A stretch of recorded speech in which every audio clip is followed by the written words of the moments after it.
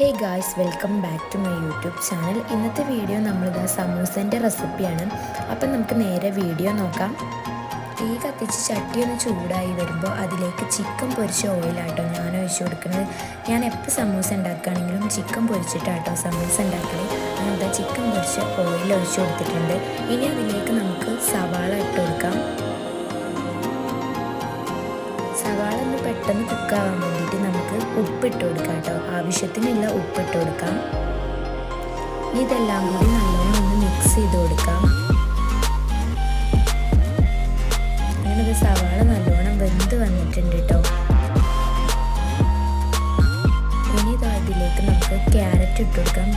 Carrot ചെറിയതാക്കി അരിഞ്ഞത് കേട്ടോ. പിന്നെ അതിലേക്ക് പച്ചമുളക് കൂടി ഇട്ട് കൊടുക്കുന്നുണ്ട്.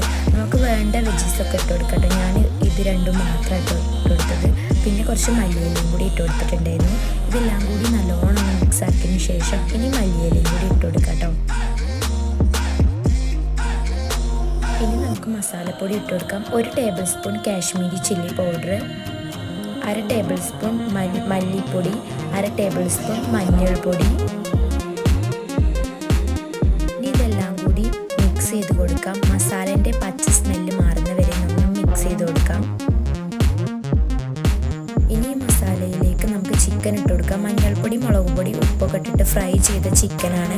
പിന്നെ ഒന്ന് മിക്സിൻ്റെ ജാറിലിട്ടൊന്ന് ക്രഷ് ചെയ്തെടുത്തത് കേട്ടോ. ഇതെല്ലാം കൂടി ഇട്ടിട്ടൊന്ന് മിക്സ് ചെയ്ത് കൊടുത്താൽ നമ്മുടെ മസാല ഇവിടെ റെഡി ആയിട്ടുണ്ട്.